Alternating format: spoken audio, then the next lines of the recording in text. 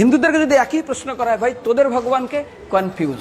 100% Hindu 100% confuse, জানে না ভগবানকে। আপনাদের কাছে রিকোয়েস্ট থাকবে আপনারা এই ভিডিওটি স্কিপ না করে পুরো ভিডিওটি দেখে একটা কমেন্ট করবেন। 3 রকমের ধর্মের লোক বেশি আছে, খ্রিস্টান, ইসলাম আর হিন্দু।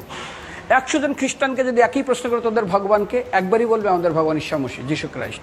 মুসলমানকে জিজ্ঞাসা করবে 3 থেকে 5 মানে মৃত্যুর আগে পর্যন্ত, যাকে এই তোদের ভগবানকে, একই উত্তর দেবে, ভাই আমাদের ভগবান হলো আল্লাহ। হিন্দুদেরকে যদি একই প্রশ্ন করা হয়, ভাই তোদের ভগবানকে, কনফিউজ। 100% হিন্দু 100% কনফিউজ, জানে না ভগবানকে।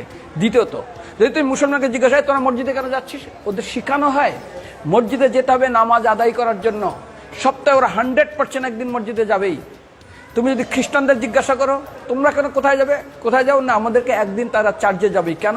ঈশ্বরে প্রার্থনা করার জন্য, ওদের শেখানো হয় জন্মের থেকে, এটা সংস্কার। আর হিন্দুদের যদি জিজ্ঞাসা করে তোমরা মন্দিরে কেন যাচ্ছ, হ্যাঁ আমার ছেলের বিয়ে হচ্ছে না, আমার মেয়ের বাচ্চা হচ্ছে না, আমার বাবা হসপিটালে আছে, কালকের আমার মামলার ডেট আছে, আমার ব্যবসা খুব খারাপ, আমার শরীর খুব খারাপ। 99.99 হিন্দু জানে না মন্দিরে কেন আসা উচিত, তাদের ভগবানকে।